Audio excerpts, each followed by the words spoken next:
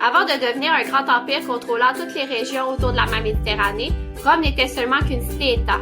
Elle a été fondée en 753 avant Jésus-Christ, durant l'Antiquité. D'ailleurs, la chute de l'Empire romain d'Occident en 476 de notre ère est l'événement qui marque la fin de cette période et donc le début du Moyen Âge.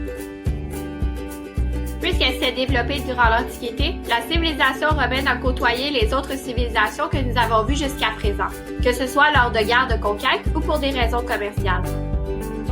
L'un des exemples les plus connus de ces contacts a inspiré les célèbres BD Astérix et Obélix. Il s'agit bien entendu de la relation entre la reine d'Égypte Cléopâtre et Jules César. Ils auraient même eu un fils ensemble, Ptolémée XV, aussi appelé Césarion. Rome se développe sur la péninsule italienne, plus précisément dans la plaine du Latium. La péninsule italienne est composée de petites plaines fertiles éparpillées le long des côtes de la mer Méditerranée. De plus, elle est séparée du reste de l'Europe par les Alpes, qui constituent une barrière naturelle contre les envahisseurs.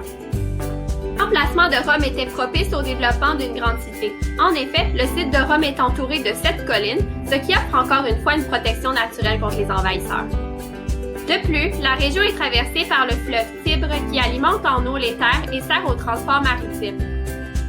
Plusieurs légendes entourent la fondation de la ville de Rome. On sait aujourd'hui grâce aux découvertes archéologiques que leur territoire a longtemps été occupé par les Étrusques.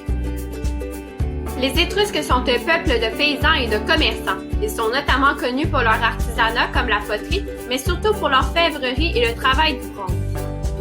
Autrefois, on croyait que les Romains étaient des descendants de Troyens. Selon le récit du poète latin Virgile, les fondateurs de Rome, Rémus et Romulus, seraient des descendants d'Énée, un héros de la guerre de Troie. La légende de la fondation de Rome est un récit mythologique. Selon la légende, la ville de Rome a été fondée par Rémus et Romulus, des jumeaux qui ont été abandonnés à la naissance puis recueillis par une louve. À l'âge adulte, ils auraient fondé la ville de Rome à l'endroit exact où la louve les a recueillis et donc sauvés. Le dernier roi de Rome, Tarquin, dit le superbe, n'était pas si superbe que ça en fait. Il était considéré comme un véritable tyran. C'est pourquoi il sera renversé en 509 avant Jésus-Christ, ce qui marque la fin de la monarchie à Rome.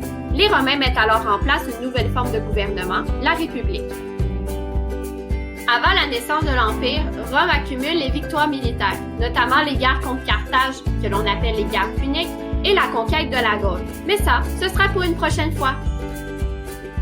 Voilà, c'est ce qui conclut la leçon d'aujourd'hui. Pour en savoir plus, tu peux visiter les sites internet listés dans la barre de description. À bientôt pour une prochaine vidéo.